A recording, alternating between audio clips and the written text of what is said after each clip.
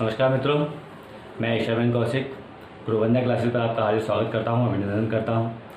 आज मैं आपके लिए एक नई वीडियो लेकर आया हूं जिसका नाम है छंद। छंद में हम देखेंगे, आज बेसिक क्लास है। बेसिक क्लास में हम सभी प्रकार के छंदों को जान लेंगे कि किस प्रकार से कौन कौन सी मात्राएँ लगती हैं, कैसे कैसे मात्राएँ लगती हैं, छंद कितना प्रकार का होता है, छंद होता क्या है, किस प्रकार से हम मात्राओं को लगाते हैं। तो चलिए अधिक समय ना लेते हुए चलते हैं अपने टॉपिक की ओर, देखते हैं कि छंद को हम किस प्रकार से पहचान सकते हैं, किस प्रकार से हम मात्राओं का ज्ञान हमें हो जाएगा। आने वाले भविष्य के एग्ज़ाम में जैसे आपका पैट आ रहा है, टेट आ रहा है, सी टेट है, यूपी टेट है, एमपी टेट है, रीट है, ये सभी एग्ज़ाम्स के लिए अति महत्वपूर्ण होने वाला है। तो इसे आप पूरा देखें, जिससे आपको जो मात्राएं लगाई जाती हैं या जो भी आपका एग्ज़ाम में दे दिया जाता है, एक दोहा आ जाता है और उसमें पहचानना होता है कि किस प्रकार से हम उसको पहचान सकते हैं। सारी की सारी चर्चाएं विस्तार पूर्वक करने वाले हैं। तो आइए चलते हैं अपने टॉपिक की ओर, देखते हैं किस प्रकार से हम इसको कर सकते हैं। सबसे पहले अगर मैं छंद की बात करूं तो छंद की परिभाषा क्या दी हुई है। छंद की परिभाषा दी है, जिन रचनाओं में वर्णमाला, ठीक है, जो रचनाएं होती हैं उसमें वर्णमाला में क्या क्या चीज़ें होनी चाहिए। यति होती है, गति होती है, वर्ण होता है, तुक होता है, आदि पर क्या किया जाता है, बल दिया जाता है। आदि पे क्या दिया जाएगा, बल दिया जाएगा। वो कौन कौन सी चीज़ हैं, यति, गति, वर्ण, ठीक है, और मात्रा है, इन पे क्या दिया जाता है, बल दिया जाता है। और वो क्या कहलाते हैं, हमारे छंद कहलाते हैं। क्या कहलाते हैं, वो छंद कहलाते हैं। छंद के अगर हम अंगों की बात कर लें, छंद के प्रकार की बात कर लें, छंद 7 प्रकार के होते हैं, ठीक है। आपसे यहाँ पे क्वेश्चन किस प्रकार से बन सकता है कि छंद कितने प्रकार के होते हैं, तो आप कहेंगे क्या, छंद 7 प्रकार के होते हैं। और वो कौन कौन से प्रकार हैं। नंबर 1 वर्ण, ठीक है, वर्ण, मात्रा, यति, गति, तुक, लघु और गुरु और गण, ये वो 7 प्रकार हैं जो छंद होता है। एक बार रिवाइज कर लेते हैं, कौन कौन सा, वर्ण, मात्रा, यति, गति, तुक, लघु तथा गुरु और गण। इन सभी पर आज की वीडियो में हम चर्चा करेंगे विस्तार पूर्वक कि यति क्या होती है, गति क्या होती है, तुक क्या होता है, मात्रा किस प्रकार से लगती हैं, कौन कौन सी मात्रा को हम सिंगल मात्रा कहेंगे, कौन सी मात्रा को हम डबल मात्रा कहेंगे। तो आज की जो ये क्लास है, इंट्रो क्लास है, बहुत ही अति महत्वपूर्ण होने वाली है। अब जान लेते हैं क्या, सबसे पहले वर्ण दिया हुआ है तो वर्ण की परिभाषा को जान लेते हैं। वर्ण क्या होता है, वर्ण किसे कहते हैं, यहाँ से क्वेश्चन बनता है क्या, वर्ण किसे कहते हैं। यह अक्षर ही होता है। क्या होता है, वर्ण को अक्षर कहते हैं। किसको अक्षर कहते हैं, वर्ण को अक्षर कहते हैं। तथा यह छोटी सी ध्वनि है, तथा यह छोटी सी ध्वनि है जिसके टुकड़े नहीं किए जा सकते। बस जो अति महत्वपूर्ण चीज़ है वो ये है, ये ध्वनि तो है लेकिन इसके टुकड़े नहीं किए जा सकते। क्या नहीं किए जा सकते हैं, टुकड़े नहीं किए जा सकते हैं। तो उसे जिसके टुकड़े नहीं होंगे उसे क्या कहेंगे, हम वर्ण कहते हैं। जिसके टुकड़े नहीं होते हैं उसे क्या कहते हैं, हम वर्ण कहते हैं। ये बात आपको सदैव ध्यान रखनी है। अब अगर हम बात करें कि वर्ण कितने प्रकार का होता है, तो वर्ण 2 प्रकार का होता है। वर्ण कितने प्रकार का होता है, 2 प्रकार का होता है, ह्रस्व वर्ण और दीर्घ वर्ण। अब ह्रस्व वर्ण क्या है और दीर्घ वर्ण क्या है। अब अगर हम ह्रस्व वर्ण की बात करें तो छोटा आ, छोटी ई, छोटा ऊ और ऋ। छोटा आ, छोटी ई, छोटा ऊ और ऋ, ये क्या होंगे, आपके ह्रस्व होंगे। ह्रस्व का मतलब क्या हुआ, छोटा, ठीक है। दीर्घ का मतलब क्या हुआ, बड़ा। अब जहां भी आपको ये इस टाइप के शब्द आपको मिलने वाले हैं तो वहां पे आप क्या लगाएंगे, एक मात्रा लगाएंगे। कितनी मात्रा का प्रयोग करेंगे, एक मात्रा का आपको सदैव प्रयोग करना है। अब अगर हम बात करें दीर्घ स्वर की, दीर्घ वर्ण की, किसकी, दीर्घ वर्ण की अगर हम बात करें तो दीर्घ वर्ण में जितने भी बड़े वर्ण होंगे, जितने भी बड़े वर्ण होंगे, कौन कौन से हो सकते हैं वो, बड़ा आ, बड़ी ई, बड़ा ऊ। अच्छा, एक बात सदैव ध्यान रखेंगे, छोटा ए भी बड़े दीर्घ में ही आएगा, ठीक है। जो छोटा ए है वो भी किस में आने वाला है, दीर्घ में आने वाला है। बड़ा ए ओ औ। ये 7 प्रकार के वो शब्द हैं जो दीर्घ में काउंट होते हैं। ठीक है, अब इसकी जो मात्राएं मानी जाती हैं वो कितनी मानी गई हैं? 2 मानी गई हैं। कितनी मात्राएं हैं? 2 मात्राएं हैं। ह्रस्व वर्ग की एक मात्रा होती है जिसके अंतर्गत कौन कौन सा आता है? छोटा आ, छोटी ई, छोटा ऊ और ऋ। ये वो 4 वर्ड हैं। ठीक है, छोटा आ, छोटी ई, छोटा ऊ और ऋ, ये वो 4 वर्ण हैं जहाँ जो वर्ण में आते हैं और हम एक मात्रा का प्रयोग करते हैं। बड़े आ के अंतर्गत बड़ा आ, बड़ी ई, बड़ा ऊ, छोटा ए, बड़ा ए, ओ और औ। ये वो 7 प्रकार के वर्ण हैं जिनमें हम 2 मात्राओं का प्रयोग सदैव करते हैं। अब आइए विस्तार पूर्वक चर्चा करते हैं। वर्ण को हमने इसमें समझ लिया है अच्छे से। ठीक है, अब जानते हैं किसको? मात्रा को। उसके बाद जानेंगे गति को। मात्रा हम किस प्रकार से लगाते हैं, किसमें कितनी मात्राएं लगती हैं, कैसे लगती हैं, आइए सब पर उस पर विस्तार से चर्चा हम करने वाले हैं। अब क्या जानते हैं? मात्रा के बारे में जानते हैं। मात्रा क्या है? किसी स्वर के उच्चारण में जितना समय लगता है उसे क्या कहते हैं? मात्रा कहते हैं। जब हम कोई शब्द बोलते हैं, उस शब्द को बोलने में या उच्चारण करने में जो हमें समय लग रहा है वो क्या कहलाता है? मात्रा कहलाता है। ठीक है, अब कुछ विशेष बात क्या है इसमें, वो चीज आपको हमेशा ध्यान रखनी है। क्या ध्यान रखनी है वो देखिए। वर्णों और मात्राओं की गिनती में महत्वपूर्ण जो भेद या फिर अंतर है वो ये है, वर्ण स्वर अक्षर को तथा मात्रा केवल स्वर को कहते हैं। जो वर्ण कहलाएगा वो क्या कहलाएगा? स्वर अक्षर होंगे। ये क्या होगा? वर्ण। ठीक है, वर्ण कैसा होगा? स्वर अक्षर होंगे और मात्रा केवल क्या होगी? स्वर होगा। मात्रा कैसी होगी? केवल स्वर जो होगा वो मात्रा के अंतर्गत आएगा और वर्ण के अंतर्गत क्या क्या आएगा? जो स्वर अक्षर होंगे वो आने वाले हैं। ठीक है, तो ये चीज हमें क्लियर हो गई कैसे हुआ। अब आगे देख लेते हैं किस प्रकार से हम इसको गणना करते हैं। जैसा कि पूर्व में बताया था, वर्ण और मात्रा की गणना करना। ठीक है, अगला क्या टॉपिक है? वर्ण और मात्रा की गणना करना। किस प्रकार से गणना कर सकते हैं ये देख लेते हैं। ह्रस्व वर्ण क्या होता है? ह्रस्व वर्ण या फिर एक वर्णिक या फिर एक मात्रिक, यानी कि जिसमें एक मात्रा आएगी या फिर छोटा होगा, वो किस प्रकार से, वो कौन कौन से शब्द होंगे वो चीज हम देखने वाले हैं। छोटा आ, छोटी ई, छोटा ऊ, ऋ, का, छोटी की है ये। ठीक है, हमने क्या बताया था? राइट हैंड से अगर मात्रा लगेगी तो बड़ी की मात्रा होगी और जब भी लेफ्ट हैंड से मात्रा लगेगी तो वो कौन सी मात्रा होगी? छोटी। तो ये क्या है कि ये छोटे ऊ की मात्रा लग रही है कु, और का में अगर रा भी लगा हुआ होगा तो ये किसके अंतर्गत आने वाला है? ह्रस्व स्वर के अंतर्गत आने वाला है। अब आपको याद हो गया होगा क्या? छोटा आ आएगा, छोटा ई, छोटा आ, छोटी ई, छोटा ऊ, ऋ, की, का, छोटे का पे छोटे ऊ की मात्रा या फिर का में रा लगा हुआ अगर होगा तो वो किस में आएंगे? ह्रस्व स्वर के अंतर्गत आने वाले हैं।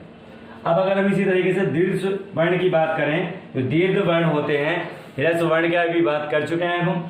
अब कर लेते हैं किसकी? दीर्घ वर्ण की बात। दीर्घ वर्ण या फिर द्विमात्रिक जो 2 मात्राएं जिनमें होंगी वो कौन कौन से होने वाले हैं? बड़ा आ, बड़ी ई, बड़ा ऊ, छोटा ए। अब इसमें विशेष ध्यान ये रखना है, अगर छोटा ए आएगा तो ये मत सोचना कि इसमें एक मात्रा आने वाली है। क्यों? यहाँ पे कई बार कंफ्यूजन इसलिए हो जाता है कि हम छोटे ए को किसमें गिन लेते हैं? ह्रस्व वर्ण में काउंट कर लेते हैं। तो ह्रस्व वर्ण में हमें इसको नहीं गिनना है, हमें किस में गिनना है? इसको बड़े में गिनना है, यानी कि दीर्घ में गिनना है। छोटा ए, बड़ा ए, ओ, औ, का, की। अब यहाँ पे देखिए, यहाँ पे की छोटी ई की मात्रा थी और यहाँ पे किस तरह की मात्रा है? बड़ी ई की मात्रा है। ठीक है, ये था कि झटके के साथ ले रहे थे हम, और ये है कि आराम से बात कर रहे हैं। तो ये क्या हो गया? इसमें विशेष ध्यान रखना है। यहाँ पे है कु, ये कु, कु, कु। यहाँ पे छोटे ऊ की मात्रा है और यहाँ पे बड़े ऊ की मात्रा है। यहाँ पे के पे एक मात्रा है या फिर के पे 2 मात्रा है, को पे एक मात्रा है या फिर को पे 2 मात्रा है। ये किस में आने वाले हैं? सबके सब 2 मात्राओं के अंतर्गत आने वाले हैं। अब इसमें एक विशेष ध्यान क्या रखना है, विशेष ध्यान देने योग्य बात यह है जहां भी अनुस्वर आएगा, जहां भी क्या आएगा, अनुस्वर आएगा, और अनुस्वर में हमें क्या मान लेना है, दो मात्राओं को मानना है। जैसे यहाँ पे देखिए अनुस्वर होता क्या है, सबसे पहले तो ये देख लीजिए। अनुस्वर में होता है ये एक डंडा खींचा होगा, इसके ऊपर बिंदी लगी होगी। जब बिंदी लगी होगी जैसे हम पंडित लिख देते हैं, क्या, पंडित, ठीक है, पंडित लिख दिया। अब पंडित में यहाँ पे कितनी मात्राएं हो गई, दो, यहाँ पे एक मात्रा और यहाँ पे एक मात्रा, तो ये कितनी मात्रा टोटल हो गई, 4 मात्रा इसके अंतर्गत हो गई। जब भी हमें पंडित लिखना होगा तो पंडित में कितनी मात्राओं को लिखेंगे, हम 2 मात्राओं को लिखेंगे। यहाँ पे छोटी ई की मात्रा थी, छोटी ई की मात्रा में एक मात्रा को काउंट करना है, अभी हमने पूर्व में पढ़ा था। और यहाँ पे ता सिंगल है तो यहाँ क्या हो जाएगा, क्या हो जाएगा, एक मात्रा हो जाएगी। अगर हम जैसे लिख दें एक और शब्द, कागज, ठीक है, हमने क्या लिख दिया, कागज, तो का में हमने क्या पढ़ा है, यहाँ पे 2 मात्राओं को पढ़ा है। यहाँ पे 2 मात्राएं आ जाएंगी, गा की 1 मात्रा होगी और जा की भी 1 मात्रा होगी, ठीक है। तो ये आपको क्लियर समझ में आ रहा होगा किस तरीके से हमें 1 मात्रा और 2 मात्रा को ध्यान में रखना है। अब हमें क्या करना है, यति किसे कहते हैं, यति किसे कहते हैं, उच्चारण करते समय जो ब्राम लिया जाता है उसी को क्या बोला जाता है, यति बोलते हैं। कैसे, अब मैं आपको पढ़ा रहा हूं, पढ़ाने के बाद अब मैं जो रुकूंगा ये क्या कहलाएगा, यति कहलाएगा। अब जैसे मैं शांत हो गया, ये क्या कहलाया, मेरा शांत होना ही क्या कहलाया, यति कहलाया। यानी कि मैं बोलते समय या उच्चारण करते समय जो विराम ले रहा हूं उसको क्या कहलाएगा, यति कहलाएगा। अब गति क्या होता है, यति पढ़ लिया, अब गति क्या होता है, गति का मतलब होता है एक प्रभाव में उच्चारण करना। क्या लिख रहा है, देखो, छंद को पढ़ते समय एक प्रकार का प्रवाह, प्रवाह का मतलब हो गया धारा या फिर लय। जैसे अभी हमने कहा मंगल भवन अमंगल हारी दबेहु से दशरथ अजय है बिहारी, तो ये क्या हो गया, एक प्रभाव हो गया, ठीक है। अब हम पढ़ रहे हैं ऐसे, मंगल भवन अमंगल हारी द्रबहु से दशरथ अजय है बिहारी, तो ये प्रवाह नहीं हुआ, ठीक है। तो एक लय में पढ़ना या फिर एक धारा में पढ़ना ये क्या कहलाता है, गति कहलाता है। अब आप सब चीजों को क्या है विस्तार पूर्वक समझ चुके हैं। अब आगे 1-2 चीजें और रह गई हैं, उनको भी देख लेते हैं। अब बात कर लेते हैं तुक की। तुक क्या होता है, तुक होता है छंदों के पदांत में अक्षरों की समानता। जो छंद होगा उसमें अक्षरों की जो समानता होगी वो क्या कहलाएगा, तुक। जैसे एक एग्जाम्पल लेते हैं हम, क्या ले लेते हैं, मंगल भवन, मंगल भवन अमंगल हारी,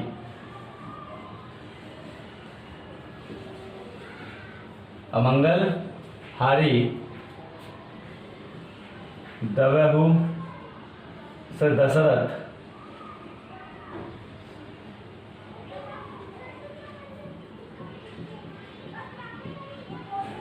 अजय हैं बिहारी।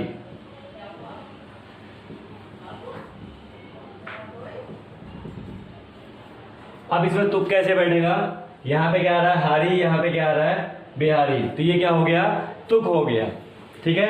किसका तुक हो गया, छंदों के पदांत में अक्षरों की समानता का तुक, ठीक है। यहां से पूरा चला मंगल भवन मंगल हारी द्रबहु से दशरथ अजय हैं बिहारी, तो ये जो लास्ट में आया बिहारी और हारी, यही क्या कहलाता है, क्या, तुक, ठीक है। अब बात कर लेते हैं लघु तथा गुरु पद को पहचानने के कुछ प्रमुख नियम हैं। वो कौन कौन से नियम हैं, इसे जानना अति आवश्यक है, क्योंकि इसके बिना आप सॉल्व नहीं कर पाएंगे, ठीक है। अब नियम नंबर 1 क्या है, छोटा आ छोटी ई छोटा ऊ जैसे स्वर वर्ण तथा इनसे युक्त व्यंजन को लघु माना जाता है, ठीक है।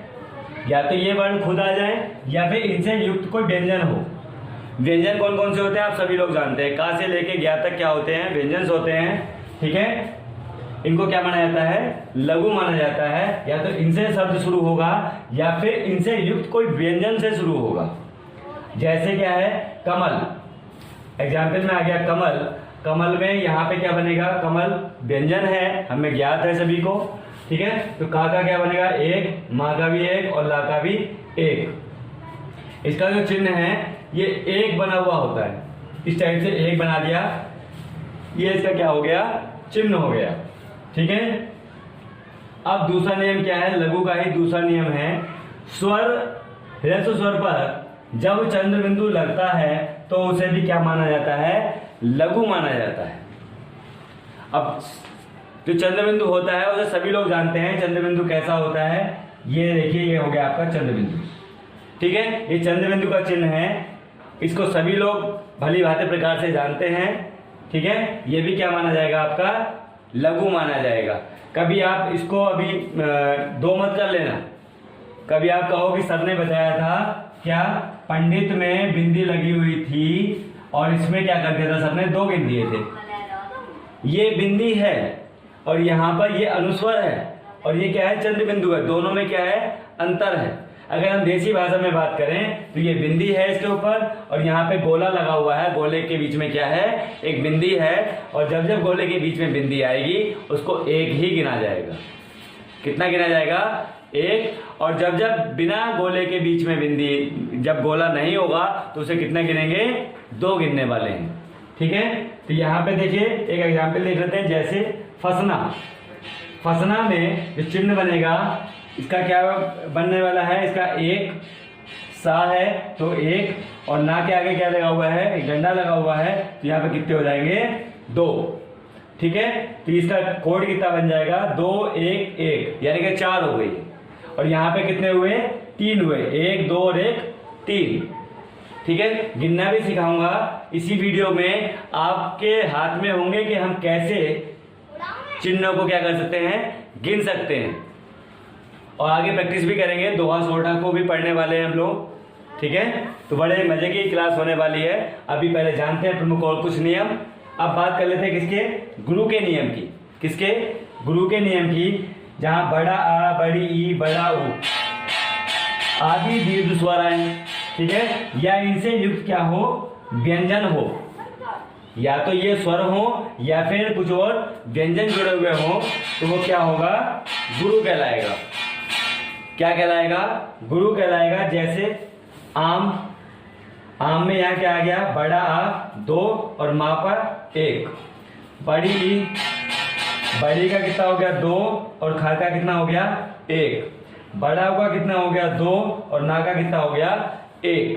तो सभी लोग समझ चुके हैं, जहां भी बड़ा अक्षर हमें दिखाई देगा वहां पे कितनी मात्राएं लगानी है, 2। और जहां भी सिंगल अक्षर दिखाई देगा वहां पे कितनी मात्रा लगानी है, 1। जब छोटी ई की मात्रा आएगी तो 1 लगाएंगे, जब बड़ी ई की मात्रा आएगी तो 2 लगाएंगे। जब छोटे ऊ की मात्रा आएगी तो 1 मात्रा लगाएंगे, जब बड़े ऊ की मात्रा आएगी तो 2 मात्राएं हमें लगानी है। कुछ और नियम हैं, उनको भी जान लेते हैं। अब बात करते हैं छोटा ए, बड़ा ए, ओ और औ की। किसकी, औ की। जब ये सारे वर्ड होंगे तो ये संयुक्त स्वर हो या इनसे मिले व्यंजन, या तो ये खुद स्वर होंगे या फिर इनसे मिले कुछ व्यंजन होंगे, तो वो क्या बनाएंगे, गुरु होते हैं। क्या बनाते हैं, गुरु बनाते हैं। जैसे एकता, अब यहाँ पे क्या आ गया, छोटा ए आ गया, तो ए को क्या बनाएंगे, 2, का कबूतर को 1, और यहाँ पे ता के आगे क्या लगा हुआ है, डंडा लगा हुआ है, ये ता है, तो यहाँ पे भी कितने हो जाएंगे, 2 हो जाएंगे। अब ऐनक लिखा हुआ है, तो ऐनक में ये ए के ऊपर क्या है, बड़ा ए है, तो बड़ा ए में क्या ले लेंगे, इसको 2, ना को 1 और का को भी क्या ले लेंगे, 1 ले लेंगे। ठीक है, अब ओखल लिखा हुआ है, तो ओ को क्या ले लेंगे, 2, खा को 1 और ला को भी 1। औरत लिखा हुआ है, तो यहाँ पे ओ को ले लेंगे 2 और ला को 1 और ता को भी 1। समझ में आ गया। जहां भी ये वर्ड लिखे होंगे उनको क्या ले लेना है, आपको 2 में काउंट करना है, और जहां पे डंडा लगा होगा वहां भी क्या करना है, 2 को काउंट करना है। अब अगला नियम क्या कहता है, अनुस्वर। अनुस्वर जैसा कि अभी हमने बताया था, क्या सिर बंधा होता है, इसके ऊपर क्या होता है, बिंदा होता है। ठीक है, इसको हम बोलते हैं क्या, अनुस्वर। इसको क्या बोलते हैं, अनुस्वर बोलते हैं। अब ये अनुस्वर जहां भी आएगा ये कैसा होगा, गुरु होगा। कैसा होगा, गुरु होगा। गुरु का मतलब हम जान चुके हैं, क्या, बड़ा होता है। अब जैसे चंचल, चंचल में यहाँ पे क्या लगा हुआ है, ये बिंदा लगा हुआ है, पंडित में भी क्या लगा हुआ है, बिंदा लगा हुआ है, तो हम किस में काउंट कर सकते हैं, इसको 2 में काउंट करेंगे, 2 चा को एक में और ला को भी एक में। जहां ये बिंदा लगा होगा यानी कि ये पे चा पे 2 लगे हुए हैं ऐसे, तो इसको हम किस में गिनेंगे?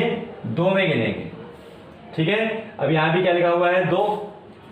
तो यहाँ पे पंडित में अंकी बिंदी लगी होती है, और जब अंकी बिंदी होगी, जहां भी अंकी बिंदी लगी होगी उसको 2 में गिनना है। यहाँ पे छोटी ई की मात्रा है, छोटी ई की मात्रा जब भी आएगी उसको कितने में गिनना है? 1 में।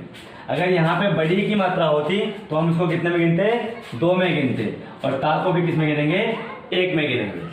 ठीक है। अब बात कर लेते हैं क्या, एक विशेष प्रकार का नोट है। अभी जैसे कि हमने बताया था, क्या बताया था? चंद्र बिंदु वाले कभी भी गुरु में नहीं आते हैं, यानी कि जहां भी चंद्र बिंदु होगा उसे हम गुरु में काउंट नहीं करने वाले हैं। वो किस में होगा? सदैव लघु में काउंट होगा। ये आप विशेष ध्यान रखेंगे। अगला क्या है? विसर्ग युक्त वर्ण भी गुरु होते हैं, यानी कि जहां भी आपको विसर्ग दिखाई देगा वो किस में होंगे? गुरु होंगे। अब विसर्ग का सभी लोग आप चिन्ह जानते हैं क्या? ये एक ये होता है और एक ऐसा होता है, तो इसको हम क्या बोलते हैं? विसर्ग बोलते हैं। जैसे आप देख सकते हैं यहाँ पे विसर्ग प्रातः में विसर्ग दिया हुआ है, नामा में विसर्ग दिया हुआ है, प्राया में विसर्ग दिया हुआ है, स्वतः में विसर्ग दिया हुआ है। ऐसे बहुत सारे एग्जाम्पल्स हम देख सकते हैं। जहां भी ये विसर्ग आएगा इनको किस में काउंट करना है? 2 में काउंट करना है। अब 2 में कैसे काउंट करेंगे? ये देखिए, प्रातः, देखिए प्रातः को जैसे यहाँ लिखा हुआ है क्या? प्रातः। तो प्रातः में 2 ये हो गए, ठीक है, और 2 ही ये वाले जो होंगे ये भी कितने होंगे? 2 होंगे। यहाँ पे क्या आएगा? 1 आएगा, और नमा के बराबर में आ रहा है तो ये 2 हो जाएंगे। ये क्या आ रहा है? 2 हो गए, और यहाँ भी क्या हो गए? 2 हो गए। आगे बढ़ते हैं, देखते हैं आगे क्या है। आगे है संयुक्त वर्ण के पूर्व का लघु वर्ण गुरु हो जाता है। देखिए संयुक्त वर्ण क्या हुआ? हमारा ये कर्ण लिखा हुआ है, ठीक है। अब हमने यहाँ पे क्या देखा? यहाँ पे देखा जहां भी ये मात्रा लगी हुई होगी, यानी कि रा लगा हुआ ऊपर होगा, तो पूर्व कौन सा होगा इसका? ये। तो ये किसमें हो गया? लघु। लघु वर्ण का गुरु हो जाता है, लघु वर्ण का गुरु हो जाता है। तो ये क्या हो गया? गुरु। ये 2 हो गया, और ये क्या हो गया? 1। इसी तरीके से ये क्या हो गया? 2 हो गया, और ये क्या हो गया? 1। इसी तरीके से ये क्या हो गया? 2 हो गया, और ये क्या हो गया? 1। ठीक है। अब ये हमें पता है क्या है ये, ठीक है। तो ये हमने कुछ नियमों को जाना। इसके बाद एक और नियम रह गया गण का, उसको और जान लेते हैं कि उसमें किस प्रकार से हमारे नियम कार्य करता है। बात कर लेते हैं गण की। गण क्या होता है? वर्णिक में लघु और गुरु, लघु भी होगा इसमें और गुरु भी होगा, उसके क्रम को बनाए रखने के लिए गणों का प्रयोग किया जाता है।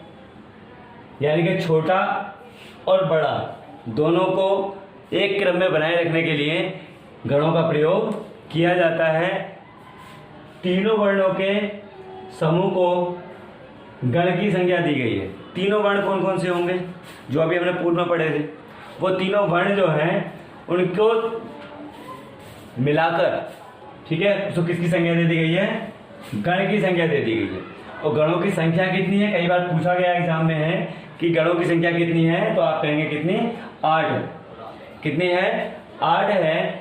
अब इसको याद रखना बहुत आसान है, इसको याद रखना बहुत आसान है। एक सूत्र बनाया है, क्या है वो सूत्र? यमा तारा जवा नस, यमा तारा जवा नस सलगा, सलगा, जवा तारा, यमा तारा जवा नस सलगा। ठीक है। अब ये आप देख रहे होंगे इसमें 2-2 मात्राएं हमने कैसे लगा दी। यहाँ पे 1 था तो 1 मात्रा लगा दी, यहाँ पे माँ है तो कितनी मात्रा हो गई? 2। यहाँ पे ता है तो 2 मात्रा, रा है तो 2 मात्रा, जा है तो 1 मात्रा, और भा है तो 2 मात्रा, ना है तो 1 मात्रा, सा है तो 1 मात्रा, सल है तो 1 मात्रा, सा है तो 1 मात्रा, ला है तो 1 मात्रा, गा है तो 2 मात्रा। इतनी बात समझ में आ गई क्या? अब ये अगर ये बात समझ में आ गई है तो हम इससे बना सकते हैं कैसे? या से क्या बना दिया हमने? यमड़। क्या बना दिया? यमड़ बना दिया, ठीक है। माँ से क्या बनाया? मगड़। ता से तगड़, रा से रगड़, जा से जगड़, भा से भगड़, ना से नगड़, और सा से सगड़।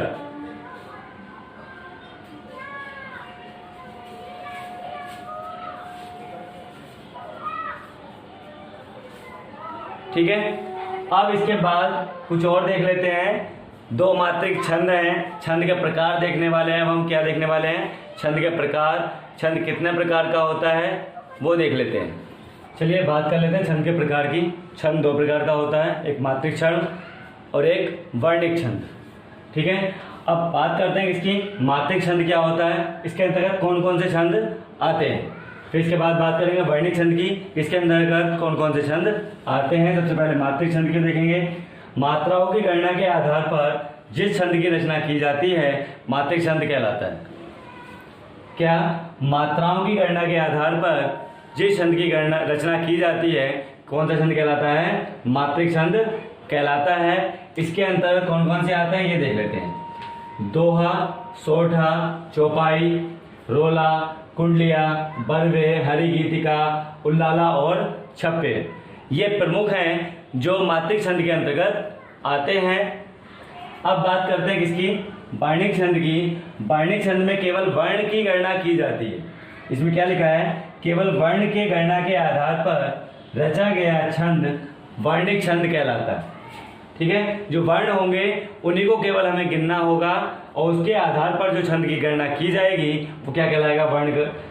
वर्णिक छंद कहलाता है। अब इसके अंतर्गत कौन कौन से आते हैं? इंद्र ब्रज आएगा, उपेंद्र ब्रज आएगा, सवेया, कवित्व या फिर मनहरण, द्विता विलंबत, बसंत तिलक का, वंतस, भुजंग प्रियति, मालिनी और मंदाक्रांता ये प्रमुख हैं। इनकी कल विस्तार पूर्वक चर्चा करने वाले हैं। कल फिर मिलेंगे इसी के नए पार्ट के साथ, पार्ट नंबर 2, जिसमें हम देखेंगे रोला कैसे हम पहचानेंगे, कौन कौन सी मात्राएं होती हैं, कितने प्रकार की मात्राएं होती हैं, दोहा में कितनी मात्रा होती है, कितने चरण होते हैं, रोला में कितने चरण होते हैं, कुंडलिया में कितने चरण होते हैं, हरि गीतिका में कितने चरण होते हैं। सबसे कल की जो क्लास होने वाली है अति महत्वपूर्ण क्लास है। पार्ट 2 में कल लेके आऊँगा और इसी में हम क्या करेंगे? विस्तार पूर्वक चर्चा करेंगे और 2 पार्टों में हम इसको ख़त्म करने वाले हैं। कल फिर मुलाकात होगी नई क्लास के साथ। तब तक के लिए जय हिंद, जय भारत।